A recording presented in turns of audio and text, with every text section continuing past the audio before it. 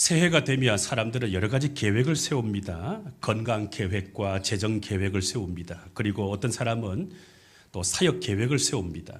또 부모들은 자녀들을 위해서 교육 계획을 세웁니다. 그런데 새해를 맞이해서 저와 여러분들은 나와 다른 사람들과의 관계 계획도 세우십니까?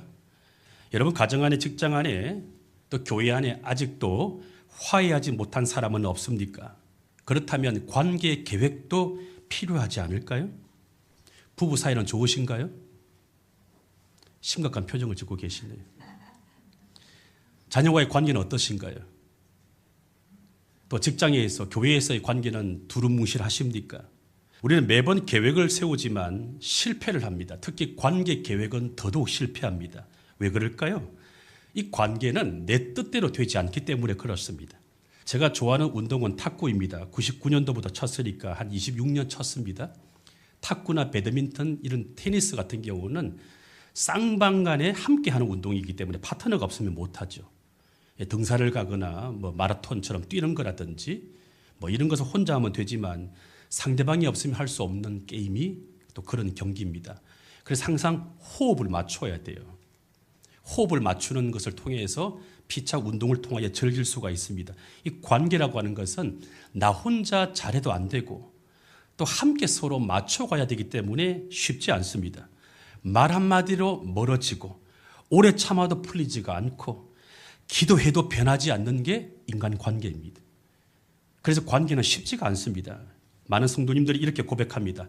하나님, 제 인생은 다 맡기겠는데 이 관계만큼은 도저히 맡길 수가 없겠습니다. 제가 건강도 맡길 수가 있고 내 미래도 맡길 수가 있고 자식도 맡길 수가 있겠는데 나와 그 사람과의 관계만큼은 맡기는 것이 너무 어렵습니다. 오늘 하나님은 우리에게 이렇게 묻고 계십니다. 그 관계의 주인이 누구 있냐? 아직도 너라고 생각하느냐? 너와 그 사람과의 관계의 주인은 내가 아니냐? 이렇게 물어보십니다. 예수님은 하나님을 첫째로 사랑하고 둘째는 내 이웃을 너의 몸과 같이 사랑하라. 이렇게 말씀하셨는데 여러분 어떻습니까? 사랑은 너무 힘들지 않던가요? 미움은 너무 쉬운데 사랑은 너무 어렵습니다. 왜 그렇게 어려울까요? 이게 관계라서 그렇습니다. 정말로 우리를 힘들게 하는 것은 일이 아니라 사람입니다. 배우자, 자녀, 부모, 또 직장 동료, 교회 지체, 이 관계 속에서 뒤엉켜 있을 때 우리의 영혼은 숨을 못 쉬고 너무 힘들어합니다. 왜 우리는 사람이 제일 힘들까요? 왜 내 자식도 내 마음대로 바꿀 수가 없을까요? 그래서 제가 옛날에 청소년 사역을 할 때 그런 메시지를 던지죠. 엄마 여러분들 자녀들이 속썩이고 말 듣지 않아서 힘드시죠? 내 배에서 낳은 자식인데도 내 말 듣지 않아서 힘드시죠? 내 배에 도로 집어 넣으십시오. 그렇게 던지며 엄마들이 통쾌하는 것을 보았습니다. 여러분 왜 관계가 힘들까요? 나와 그 사람과의 관계의 주인이 내가 아니라 하나님이시기 때문에 그렇습니다. 그래서 내가 주인 되었음을 포기하고 하나님이 주인 되시도록 주권 이양의 교체 기간이기 때문에 내 속에서 실험하게 되는 것입니다. 여러분 관계에서 주인은 내가 아닙니다. 나보다 힘이 있는 사람도 아니고 또 선심을 베푼 사람도 아니고 관계의 주인은 하나님이십니다. 대부분의 사람들이 이걸 놓치죠. 그래서 이렇게 생각합니다. 설마 관계의 주인도 하나님이실까? 나 아니면 그 사람이지. 그래서 사람을 만날 때 전혀 기도 없이 만납니다. 예수 믿는 사람들은 항상 누구를 만나더라도 기도하면서 만나야 됩니다. 어제 제가 익산까지 신방 갔지만 차를 타고 30분 넘게 운전하면서 기도했고 또 그 집에 가서 신방하면서 대화하면서 항상 물어보죠. 주님 이럴 때 어떻게 반응해야 되고 어떤 말을 해야 되고 어떻게 인도해야 됩니까? 목사는 간호사예요. 성령님이 의사입니다. 늘 그렇게 물으면서 대화를 해야만 영혼의 대화가 되기 시작하는 것입니다. 우리는 사람 만날 때 기도 없이 만나죠. 너무 자신감 있게 만나다가 대화하다가 부딪힙니다. 대화하자 그러면 대놓고 화부터 냅니다. 주님 제가 이 사람을 만납니다. 저와 저 사람 사이에 현존하셔서 좋은 만남이 되게 해 주십시오. 라고 기도 한마디만이라도 하고 만나면 좋아지는데 우리는 너무나 대수롭지 않게 여깁니다. 여러분 사람과 사람과의 만남은 영과 영의 만남이에요. 겉에 볼 때 키 174cm, 몸무게 80kg 저를 보고 하는 말이에요. 그런 눈에 보이는 이런 외형의 육체와 육체와의 만남이 아니라 인간의 마음속에는 집안 대대로 내려오는 그 영적 유산의 집합체입니다. 또 예수를 믿지 않거나 죄를 지었으면 그 인격 속에 수많은 귀신들의 영향력이 다 숨어 있는 거예요. 그래서 사람과 사람과의 만남은 영과 영의 만남이기 때문에 어떤 만남은 만나고 나면 너무 기분 좋고 행복하고 날아갈 것 같고 그 사람과 같이 있고 싶고 포옹하고 싶고, 또 어떤 사람 만나고 나면 마음이 깨름직하고 찝찝하고 불편하고 화가 치밀어 오르고 같이 험담하게 되고 묶이는 거예요. 왜 그럴까요? 영과 영의 만남이기 때문에 그렇습니다. 그래서 이것을 알고 항상 우리는 나와 그 사람 사이에 주인이 누구인지를 늘 기억해야 됩니다. 이걸 모르게 되면 어떤 일이 벌어지는가 하면 대화를 독점하게 됩니다. 어떤 사람은 대화를 독점하게 되고 어떤 사람은 그냥 건성건성 뒀습니다. 상대방이 무슨 말을 하게 되면 특히 예수 믿는 사람들은 교양이 있어야 되잖아요. 누가 무슨 말을 하면 이렇게 좀 집중해서 듣고 상대방 눈을 쳐다보면서 들어야 돼요. 영어로 듣는다는 것은 두 가지입니다. 리서닝과 히어링. 히어링은 뭐죠? 그냥 귀로 듣는 거예요. 남편이 집에 와서 아내가 하루 종일 육아로 지쳐 있을 때 좀 들어주면 좋은데 자기도 힘들기 때문에 듣고 있는 척하는 것은 뭐죠? 귀로만 듣는 거예요. 듣고 있어. 뭘 듣는 거예요? 소리만 듣는 거죠. 근데 아내가 원하는 것은 뭐예요? 내 감정, 마음을 들어달라는 거예요. 그건 뭐죠? 리서닝이에요. 반대로 아내도 남편의 마음을 들어줘야 되죠. 이것이 훈련이 필요한데 훈련이 되지 않으면 대부분의 사람들은 리서닝, 경청을 하지 않고 귀로만 듣습니다. 히어링만 하는. 그러다 보니까 영혼의 대화가 안 됩니다. 당신과 나 사이에 현존하시는 주님을 통하여 깊은 대화가 안 되는 것입니다. 그러면 어떤 일이 벌어질까요? 대화하다가 부딪히게 되죠. 감정이 전이가 되어버립니다. 차라리 그럴 바에는 대화를 안 하고 침묵하는 것이 훨씬 더 좋습니다. 상대방이 무슨 말을 해도 평정심을 잃지 않을 만큼의 준비가 되어 있으면 누구를 만나더라도 만나십시오. 하지만 내 상태가 좋지 못해서 오히려 내가 영향을 받을 것 같으면 차라리 거리를 두는 것이 더 좋습니다. 또 우리는 살다 보면 가까운 사람에게 배신감을 당합니다. 배신감을 당하게 되면 화가 치밀어 오릅니다. 어떻게 나한테 그럴 수가 있어? 그러면서 이 배신감과 화가 치밀어 오를 때 괴로워합니다. 자, 그럴 때 어떻게 하라고 그랬죠? 내 안에 배신감이 올라오면 알아차리라는 것입니다. 아, 배신감이 올라왔구나. 화가 올라왔구나. 알아차리기만 하여도 그 다음 진도까지 안 나갑니다. 그리고 나서 입으로 선포하십시오. 하나님, 나와 저 사람과의 관계에서 주인은 하나님이십니다. 이렇게 입으로 선포할 때 내 마음이 진정되기 시작합니다.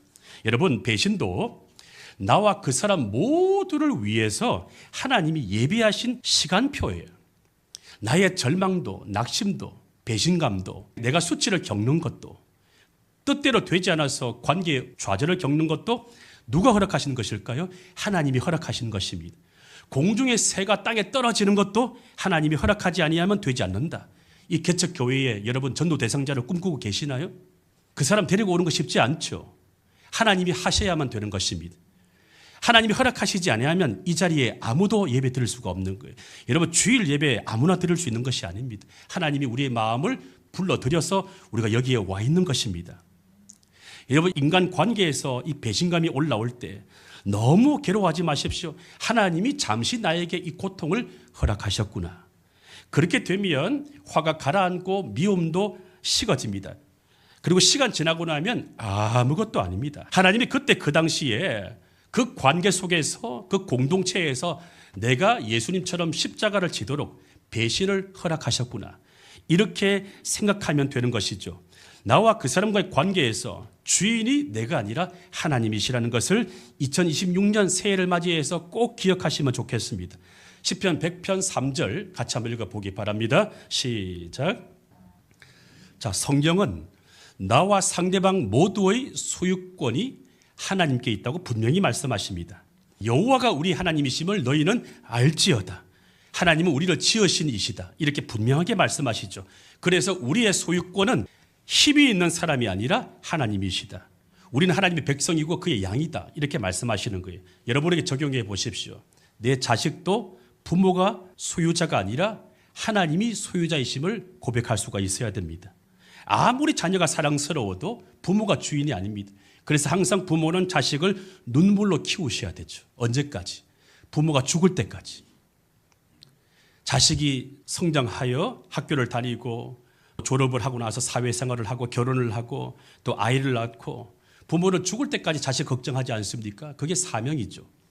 계속해서 그렇게 청지기임을 자각하면서 하나님이 주인이심을 고백하게 되면 하나님이 그 자녀를 책임지십니다. 모든 관계의 주인이 하나님이심을 바울도 강조합니다. 빌립보서 2장 13절을 보시면 너희 안에서 행하시는 이는 하나님이시니 자기의 기쁘신 뜻을 위하여 하나님 자신이 기뻐하는 것을 위해서 우리에게 무엇을 주신다고요?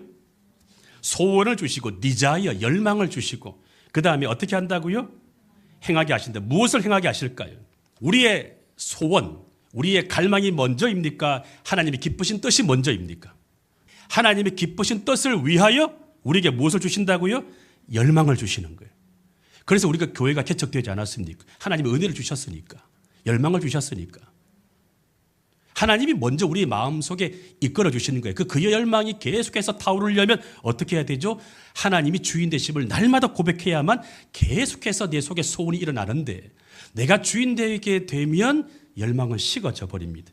자, 여기서 말하는 행하시다 이 말은 헬라어로 에네르게오인데 그 뜻이 무엇입니까? 하나님이 우리 신자들 안에서 능동적으로 역사하시는 하나님의 활동을 말합니다. 다시 말하면 나와 너의 관계 속에서 혹은 공동체 안에서 에너지를 공급하는 주체는 힘이 있는 그 사람이 아니라 누구라고요? 하나님이시라는 거예요. 하나님께서 일을 행하신다는 것입니다. 하나님이 일을 행하시기 위해서 우리에게 뭘 주신다고요? 일하고 싶은 열망, 디자이어, 갈망, 소원을 주신다. 그래서 우리의 활동 이전에 하나님의 일하심임을 믿으셔야 됩니다. 하나님은 자신의 기쁘신 뜻을 위해서 우리에게 소원을 주시고 일을 행하시는 분이십니다. 그래서 인간 관계에서 친교가 일어나고 화해가 일어나고 용서가 일어나는 것, 이 모든 것은 하나님의 뜻 안에서 이루어지는 일입니다. 그래서 타인과 한 마음을 품고 겸손하려고 하는 마음 없으면 실패하게 되죠. 자, 그래서 하나님이 이 관계의 동력이자 주인으로 늘 인정하는 마음, 이게 필요한데 이게 안 되면 집착하게 돼요. 내가 주인이니까. 그래서 내 컨트롤을 벗어나게 되면 화가 나게 되죠. 특히 엄마가 자녀에게 그걸 느끼죠. 그래서 갱년기 아내와 사춘기 자녀를 둔 남편은 힘들어요. 두 분 다 호르몬이 막 작동하니까. 제가 목회를 한 30년 해보니까 예수를 믿지 않고 호르몬을 믿고 있어요. 우리는 호르몬을 믿지 않고 예수를 믿을 수 있기를 바랍니다. 옆 사람 한번 쳐다보시면서 호르몬을 믿지 마세요. 예수를 믿으세요. 예수님께서는 이 제자들과의 관계에서 집착하지 않았습니다. 통제하지 않았어요. 떠날 사람 떠나게 두셨습니다. 알아차리도록 양심을 깨웠지만 끝까지 배신한 가룟 유다가 있었죠. 하지만 아시면서 그냥 당하셨습니다. 십자가에 매달리셨습니다. 그게 예수님의 방식이에요. 끝까지 사랑하기만 하였고 제자들과의 관계를 뒤에서 컨트롤하지 않았습니다. 자, 나와 그 사람과의 관계에서 주인이 하나님이심을 놓치게 되면 우리는 컨트롤하게 돼요.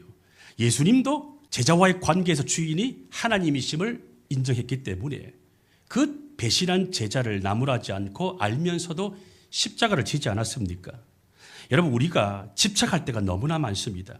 집착하게 되면 그 사람이 한 말을 하루 종일 묵상하게 됩니다. 성경 말씀을 묵상해야 되는데 그 사람의 말을 계속해서 곱씹어 보죠. 옛날 카세트 테이프처럼 되돌리기를 해가지고 계속해서 곱씹어 봅니다. 하나님의 말씀을 묵상해야 되는데 왜 그 사람의 말을 묵상할까요? 내가 주인 되었기 때문에 집착하는 거예요. 내가 상대방을 나의 일부로 여기는 겁니다. 그러다 보니까 자꾸만 집착하게 되는 것이죠. 집착하게 되면 번민이 많아집니다. 걱정, 염려가 많아집니다. 특히 이걸 어디서 경험하게 되죠? 가정에서 경험하지 않습니까? 특히 배우자들 사이에 서로 상대방을 무엇으로 쳐다보죠? 현미경으로 쳐다보잖아요. 나에게 현미경을 들이다 대시고 배우자에게는 망원경을 들이대시기를 바랍니다. 현미경은요, 조그만한 것도 크게 보입니다. 망원경은 큰 것도 작게 보입니다. 거꾸로 살아야 돼요. 나한테 현미경을 들이대시고, 은혜자매 왜 웃으세요? 젊은 성도님이. 상대방한테는 현미경을 들이대지 마시고 망원경을 들이대기 위해 노력해야 됩니다. 저를 비롯해서. 자, 이게 안 되면 집착하게 되죠. 그럼 어떤 일이 벌어질까요? 자족하지 못합니다. 내 남편 돈 좀 못 벌어도 같이 살고 있는 것을 감사함으로 여기시기를 바랍니다. 제 아버지가 파킨슨병으로 25년 앓다가 돌아가셨는데 어머니가 만날 때마다 남편, 저한테는 아버지죠. 언제 돌아가시나. 너무 힘드니까 25년 파킨슨병을 앓으셨으니까. 그런데 막상 돌아가시고 나니까 제일 슬퍼하고 요즘은 아버지가 안 계셔서 힘들어 하시더라고요. 우리 집안의 어른들을 보면 살아있을 때는 맨날 막 티격태격 싸우다가 배우자 한 사람이 돌아가시면 얼마 못 살고 다 돌아가세요. 이제 아무도 안 계십니다. 여러분 싫어도 같이 있을 때가 좋은 거예요. 그게 뭐예요? 자족이에요. 이 자족을 배우셔야 돼요. 내 자식이 돈 못 벌어도 결혼 못 해도 두 다리 멀쩡하고 밥 잘 먹으면 그것도 감사한 거 아닌가요? 병원에 가보시면 스스로 밥을 못 먹는 사람들이 너무나 많습니다. 이 자족을 깨닫지 못하면 우리는 내가 주인 되었기 때문에 내 만족을 주지 못한 상대방을 향하여 투사하게 돼요. 지금 나이는 어른이지만 심리적으로 정서적으로 여전히 어린아이임을 우리가 알아야 됩니다. 제가 정신분석학을 공부하고 또 심리학을 공부하고 영성학을 공부해 보니까 우리 인간 속에는 나이가 아무리 50이고 60이고 70이라 하더라도 어린 시절에 형성된 치유되지 못한 결핍의 그 상처가 있기 때문에 어달 차일 성인 아이가 있어가지고 하나님을 아버지로 만나고 참자가 회복될 때까지는 항상 배우자가 피해자이고 자식이 피해자이고 함께 사는 주변 사람들이 피해자가 되는 거예요. 내 나이가 내 나이가 아닌 거예요. 내 속사람이 나의 진짜 나이인 것을 알아야 됩니다. 이걸 모르게 되면 일평생 관계 속에서 계속해서 부딪힙니다. 사람들은 이 마음이라고 하는 도화지에다가 그림을 그리죠. 자, 그림을 어떻게 그립니까? 내 마음대로 그리죠. 남편에 대하여, 자식에 대하여, 직장 동료에 대해서, 또 교회 지체들 사이에 누구누구에 대해서 내 방식대로 그림을 그립니다. 그런데 내 방식대로 내 뜻대로 그림이 안 그려지면 화가 나는 거예요. 하지만 이 붓을 든 내가 주인이 아니라 붓을 들 수 있는 주인이 하나님이십니다. 내가 붓을 내려놓을 때 하나님이 더 아름답게 그림을 그리기 시작합니다. 그래서 교육학에서는 오히려 자식을 키울 때 방치하는 것이 훨씬 더 유익하다고 말하죠. 옛날에 우리 부모님들, 옛날에 어르신들은 자녀를 한 10명 정도 낳았지 않습니까? 그러니까 방치하잖아요. 근데 지나고 나면 한 명 키워서 막 완벽주의로 키우는 그 자녀보다 방치한 가정의 자녀가 더 잘 되는 것을 보게 됐죠. 왜 그럴까요? 이 아이의 주인은 하나님이시기 때문에 그런 것입니다. 그러므로 지금까지 살아오시면서 이 관계가 꼬이고 관계가 어려운 이유는 주인의 자리가 바뀌었기 때문에 그렇습니다. 나와 그 사람과의 관계에서 하나님이 주인이신데 내가 주인 되었기 때문에 그렇습니다. 시편 127편 1절 우리 같이 읽어봅니다. 큰 소리로 시작. 자, 여호와께서 두 번 말씀하십니다. 자, 여기서의 집은 건물이 아니라 가정 공동체 모든 관계를 뜻합니다. 자, 가정이든 직장이든 교회든 모든 공동체 가운데 하나님께서 주인이라는 거예요. 하나님이 집을 짓지 아니하면 사람이 아무리 수고해도 허사이고 하나님이 지키지 아니하면 아무리 돌보아 주어도 어려움을 피할 수가 없다. 이 관계의 주인은 누구라고요? 하나님. 그래서 관계가 무너질 때의 공통점이 있습니다. 누가 옳은지를 따지고 누가 먼저 변해야 된다. 당신이 먼저 변해야 된다 주장하게 되고 그 다음에 내가 더 상처받았다. 누가 더 상처받았는지를 증명한다는 거예요. 다 부질없는 것입니다. 내가 더 상처받았고 내가 더 억울한 것 증명할 필요도 없고요. 당신이 먼저 변해야 된다라고 주장할 필요도 없고요. 또 누가 옳은지를 따질 필요도 없습니다. 왜냐? 관계의 주인은 하나님이시기 때문에 그렇습니다. 관계의 주인은 내가 아닙니다. 하나님이십니다. 그래서 내가 주인이라고 하면 내가 더 중요한 존재예요. 그래서 나는 상처받았다라고 말하는 거예요. 더 새로운 교회는 지체들께서 성숙해지기를 바랍니다. 목사님, 제가 누구에게 상처를 주었습니다. 가톨릭의 고해 성사처럼 목사님 좀 기도해 주십시오. 어떻게 하면 화해가 될 수가 있는지 좀 도와주시겠습니까? 제가 우리 교회가 12번째 교회거든요. 그런 분은 거의 없어요. 상처받았다라고 와서 화를 내죠. 내 편 되어달라고 하죠. 그래서 이 사람도 공감해주고 저 사람도 공감해 주었다가 나중에 혼자 독박 씁니다. 제가 부목사 시절에 교구 식구들이 한 600~700명 되었는데 어느 날 권사님과 집사님이 싸움이 일어났어요. 그런데 그 집사님은 남편이 말기 암 환자입니다. 그렇기 때문에 목사가 어떻게 해야 되죠? 저는 공평하게 이분도 공감해드리고 저분도 공감해드렸더니 나중에 자기들끼리 만나가지고 서로 목사님은 내 편이다 그래서 저만 독박 쓰고 피해를 입었어요. 자, 그때 다짐했습니다. 절대로 이제는 끼지 않을 것이다. 여러분, 이게 인간관계 아닐까요? 왜 그렇습니까? 나 중심 때문에.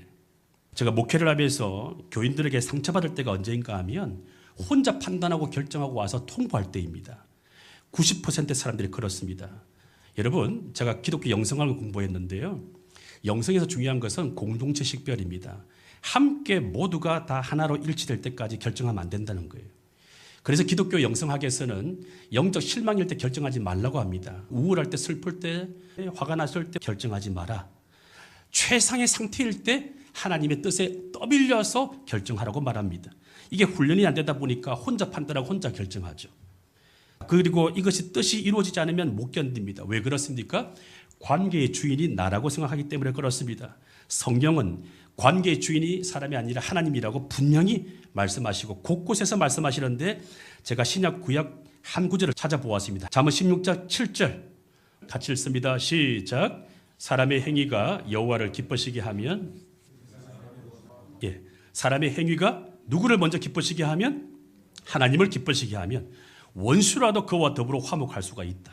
마태복음 19장 6절 한번 읽어보십시오. 시작. 둘이 아니야 한 몸이니 하나님이 짝져주시는 것을 사람이 나누지 못할지니라. 부부관계를 비롯한 모든 만남의 주인이 누구라고 말씀하고 있습니까? 하나님. 자, 그래서 내가 관계의 주인이 될 때 배우자 사이에, 부모와 자녀 사이에, 직장에서, 교회에서 내가 관계의 주인이 되면 세 가지의 짐을 져야 돼요. 각오하셔야 돼요. 첫 번째 짐은 책임져야 됩니다. 내가 주인 되면 책임감으로 피곤해지고 지치게 됩니다. 두 번째로 조종해야 되죠. 내가 주인 되어야 되니까. 그 뒤에서 여러분 조종하는 거 이거 얼마나 피곤한 일이에요. 어차피 들킬 것인데. 차라리 앞에서 말하는 것이 더 좋죠. 세 번째로 판단의 습관이 되어버립니다. 판단의 습관이 되어버리게 되면 판단 때문에 정죄하게 되고 적들이 만들어져요. 이 짐을 질 각오를 하실 것 같으면 계속해서 관계의 주인이 되어야 되죠. 2026년부터는 이 짐을 내려놓으시기를 축원합니다. 관계의 주인은 하나님이십니다. 맡기십시오. 맡기시면 하나님이 이렇게 말을 걸어오십니다. 너 그 사람 때문에 힘들지? 그 사람 때문에 무거운 짐을 지고 있지? 그 짐 네 거 아니야. 내 거야. 나한테 넘겨.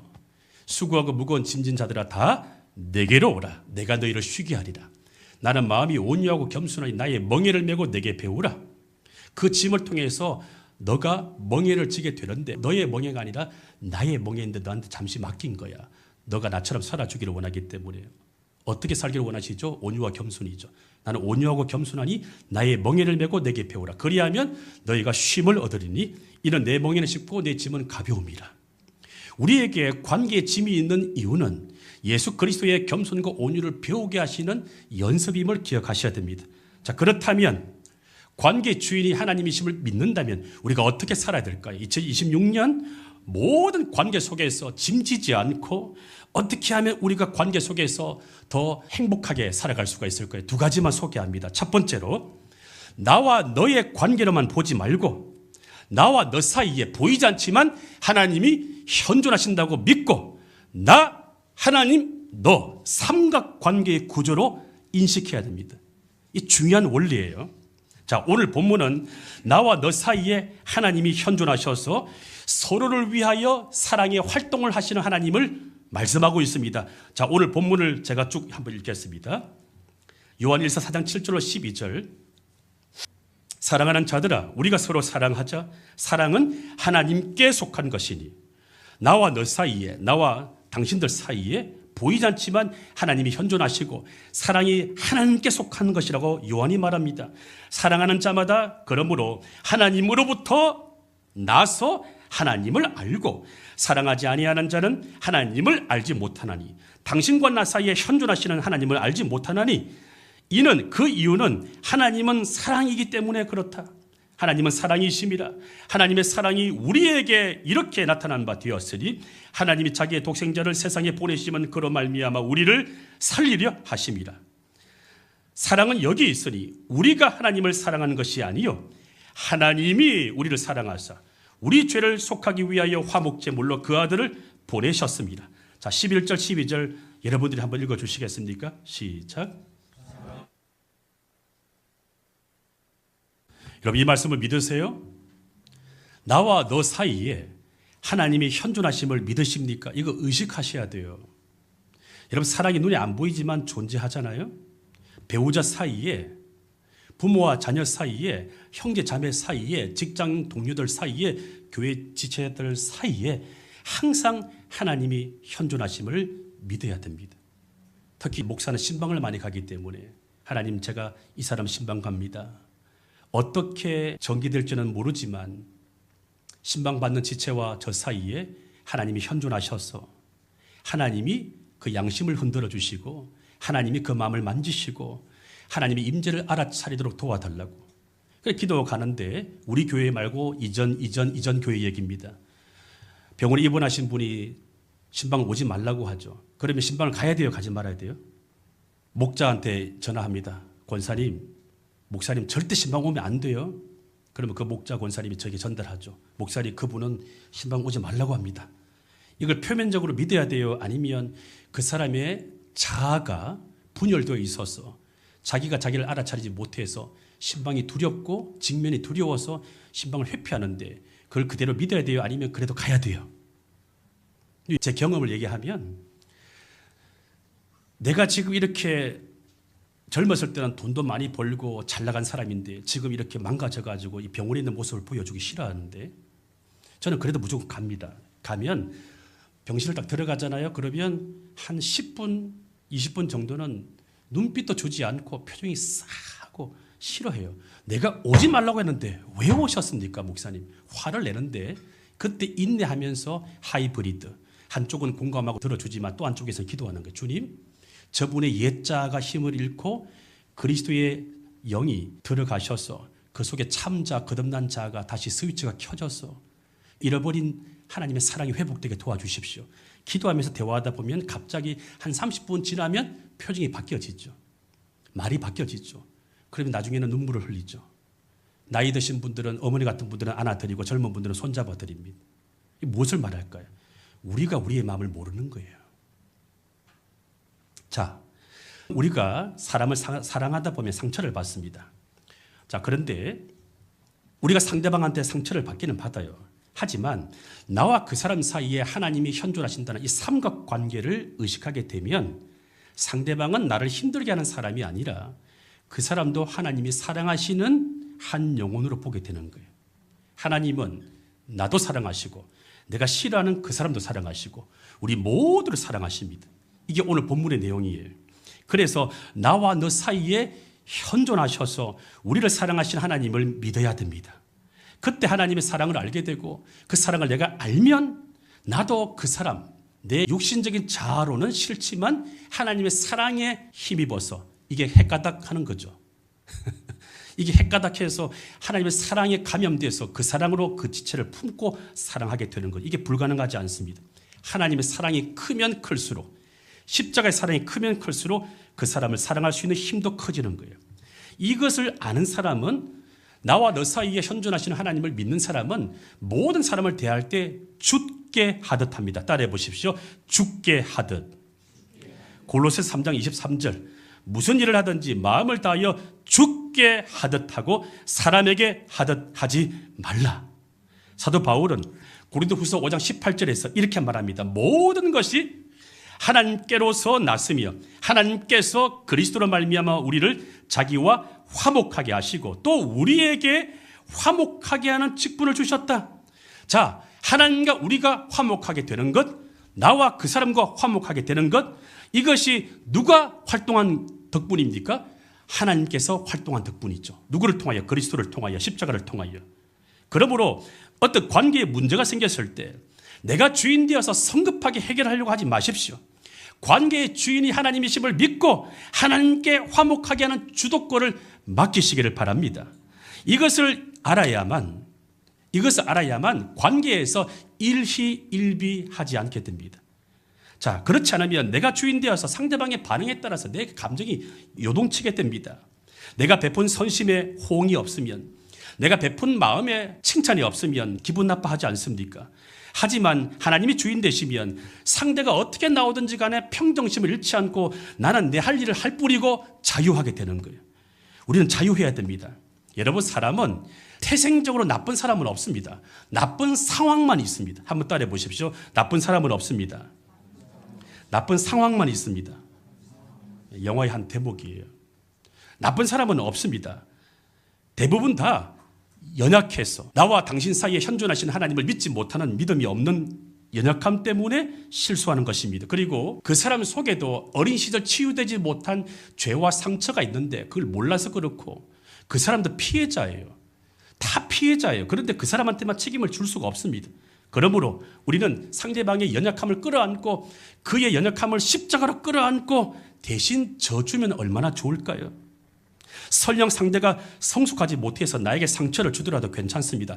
나만 상처받는 것이 아니라 나와 너 사이에 현존하시는 주님도 같이 상처받는 거예요. 그래서 누군가가 내 가슴을 후벼 파고 속을 썩일수록 주님 앞에서 울면서 기도하게 되면 주님께서 이렇게 말씀하십니다. 내가 너의 마음을 안다. 히브리서 4장 15절입니다. 우리에게 있는 대제사장은 우리의 연약함을 동정하지 못하실 리가 아니요 모든 일에 우리와 똑같이 시험을 받으신 이로되 죄는 없으시니라. 자, 두 번째로 관계 주인이 하나님이심을 믿고 좋은 관계를 위해서 그 사람과 대화하는 데만 신경 쓰지 마시고 사람과의 관계에서 무너진 그 마음을 하나님과의 관계에서 먼저 풀어야 됩니다. 수평적인 인간 관계에서 상처 입은 마음, 무너진 마음, 관계의 어려움을 그 사람과 대면하여 협상하여 소통하여 또 선물 공태를 통하여 뒤에서 조정함으로 풀려고 하지 말고 하나님과의 관계에서 먼저 풀어야 됩니다. 다시 말하면 예배의 자리에 나와서 기도의 자리에 나와서 신실한 예배자가 되고 찬양을 통하여 하나님을 기뻐하면, 따라해 보십시오. 하나님을 기뻐하면 하나님이 나에게 신실한 예배를 통하여 나에게 기쁨을 주십니다. 큰 기쁨을 주시죠. 그 에너지로 원수도 품는 거예요. 자, 잠언 16장 7절입니다. 우리 같이 한번 읽어볼까요? 시작. 자, 뒷부분을 먼저 보지 마세요. 그 사람의 원수도 그와 더불어 화목하게 하면 좋죠.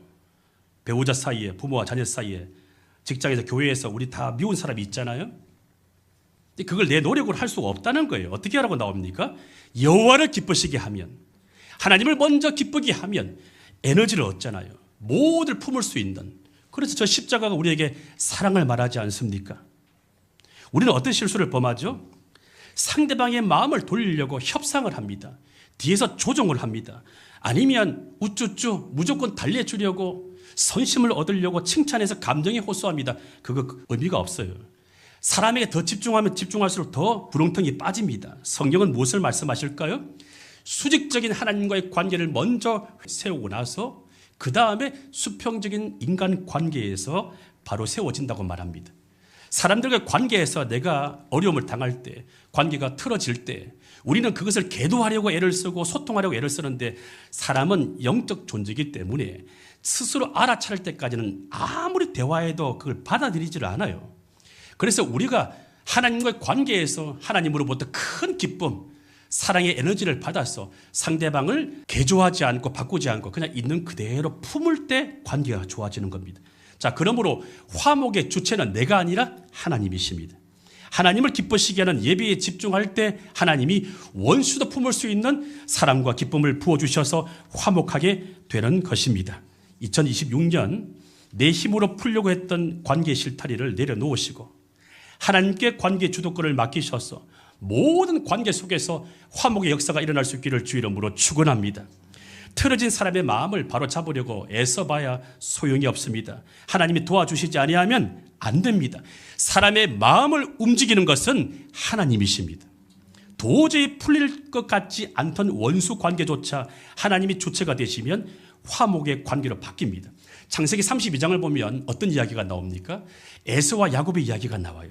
야곱은 형 에서의 축복을 가로챈 이후에 그 욕심 때문에 20년 동안 관계가 틀어집니다. 그래서 20년 만에 고향으로 돌아오면서 죽음의 공포를 느끼죠. 처음에는 하나님을 신뢰하기보다 하나님의 방법으로 해결하지 않고 이 야곱이 얼마나 꾀가 많은 사람입니까? 인간적인 계산으로 형의 마음을 풀려고 노력했습니다. 그래서 에서의 마음을 누구로 뜨리려고 엄청난 양의 가축대를 예물로 보냅니다. 물량 공세를 했습니다.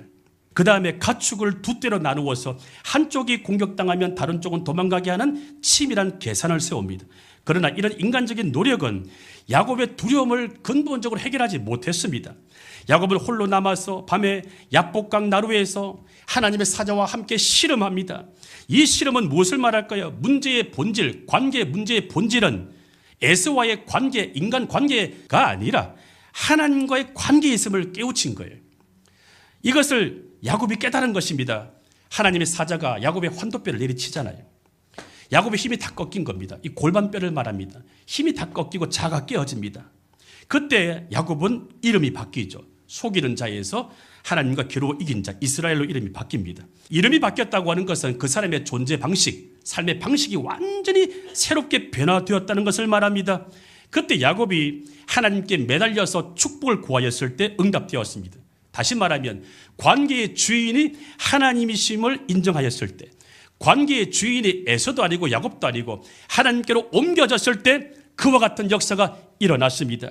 야곱이 이렇게 관계의 주인을 하나님으로 인정하였을 때 이미 하나님께서 에서의 마음을 바꾸어 놓으셨습니다. 자, 400명의 군사를 거느리고 복수하려고 왔던 에서가 야곱을 보자마자 복수심이 갑자기 사라지고 달려와서 끌어안고 얼굴에 키스를 하고, 유대인들은 볼에 키스를 합니다. 그런 문화가 있어요. 친근감의 표시죠.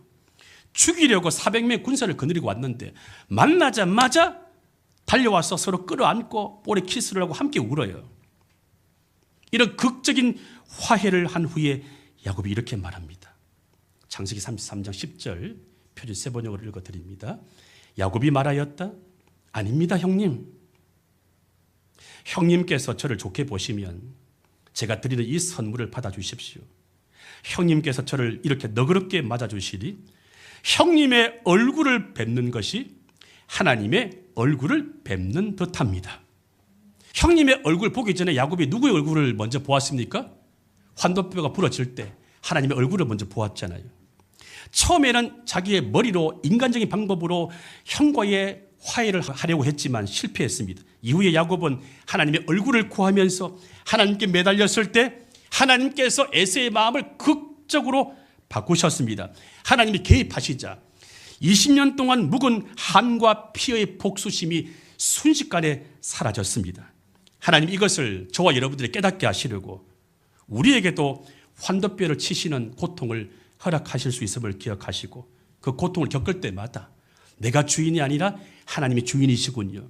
그리고 그 고통스러운 마음을 하나님의 얼굴을 구하며 하나님과 먼저 실험할 수 있는 저와 여러분 될 수 있기를 축원합니다. 그러므로 여러분들 너무 빨리 용서하려고 하지 마십시오. 인간적인 방법으로 관계를 회복하려고 노력하지도 마십시오. 다만 하나님께 먼저 얼굴을 구하시며 하나님으로부터 사랑과 은혜를 받으십시오. 그리고 나면 극적으로 화해할 수 있는 타이밍을 하나님이 열어주십니다. 마무리합니다. 관계 때문에 눈물 흘리며 새해를 시작하시는 성도님이 계십니까? 관계 때문에 너무 힘들고 괴로워서 한 맺힌 분이 계십니까? 그 아픔을 하나님이 알고 계십니다. 오늘 이 시간 나를 힘들게 하는 사람의 그 마음 하나님 앞에 내려놓으십시오. 그리고 고백하십시오. 주님, 이 관계의 주인은 내가 아니라 하나님이십니다. 주님이 주인 되시는 것을 통해서 모든 관계가 형통하고 화목할 수 있기를 주의 이름으로 축원합니다. 관계의 주인은 내가 아니라 하나님이십니다.